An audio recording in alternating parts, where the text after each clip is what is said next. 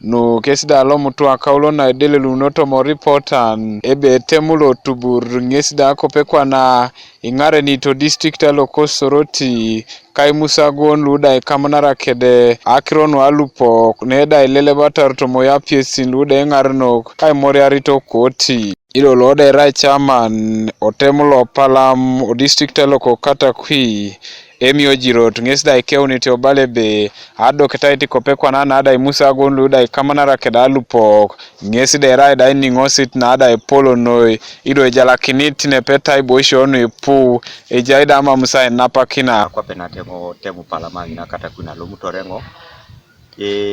polo ofisi ka akironi kamanara keda amariani koruo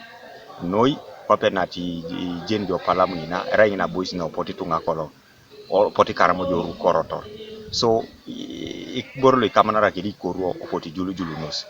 so apolo riko pana ari losi jo police ari losi jo ofisi la elosi 3 ari losi jai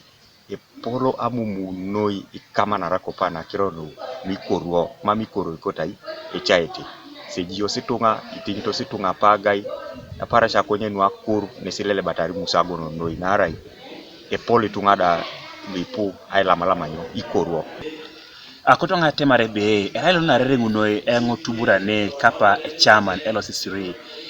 adoe kacheri tuburu anuna rai ejani ngoshanipu tuburu ne noi kamara kede amaria no alupo kuka noi kwana moi epoti dok mina so kapicha pasos no yongo tubura ne adum ni musago no lipoli kamara kede amario no alupo ko noi one ani tubura ne narai nito ne kere imara kwana do bakori kini bore kwa padumbe adi alupo ko ne di sokoto edit ngesate kere bere kera chamlu bon wal poko ni jawn toma rano romito na romiti rumuto na romoni rano romona mame oni lo pal poko ngun klepe kata kwa oni lu ja chamano sa tosoma tal pokai tosoma idara taribo boni da idwelu rie oni dongu le dara tar kicheta ta toniye sabungu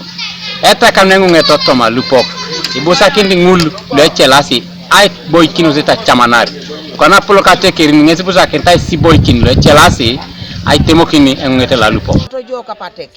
la rikito na tekeri ke komiti kon anyu ni bi boy kino sesi usote sai temo kina kirongono e jok o mama ati akate tonga opone alilo siojo ai do adomo ne do mama isingare ntakiro na community ecamusana rebonta adomo ni kapuni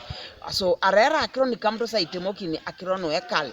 ara apuse rutu are bonati kokyok are polonle kota dema kina ke misiri na ra ke lupok e koto ja wanyu nebe iboy kin jo sor ja talara koni kitapu na kirongo no docho kai temo kini otoma patanu oma mubobo era kironi keturo ni police are bonato koti konye ai singarene ai siboy kini tunga kede nera kiro na bait Martin Opolot, Lord coordinator, Lord Atukotona Cortes on networks on conflicts on borders and settlement, Ngesda Ekeuniti Obalebe, Aloskinete na Ngesde Kotoranyu ni da Bonebe, Engarano Kolu Okwa, Copenat LOCs, area land committees, ichapersons luda atekerin kesida isika pikino keda kirosit na adanyu nebe epedorete kesara utujokan luda epedorete aingara kina tekera isiboy nikin kai temono ni musagon kotoma aiboisho kej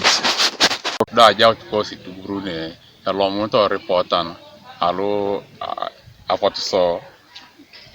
adumutu ofisi CDO ofisi lo lands kada ngich na iriange taiche ebe apola mu na luko otuburu so betojo karte do eba atagasi ai training to ngalu otuburu kirano ikamunto samu na alu oponesio alu mamu ekota lo stokoti James Odongo lode rachoran koto moriongete ngon loko I said eriongete luda gangto situnga luda kwa puna ko girimani nyesida bwile pitunga kerote so anyu nebe epone lode pedorera muatara crossit na ada muna itorito to malupo nyesida itunga chamo na ibono kin lesali nebe isiketi kini ingare nokolo atekerin kai ngare nokodalo oteso kapana tete ichamani ni LC1 keda jene kachowa na nebe pedorte kesi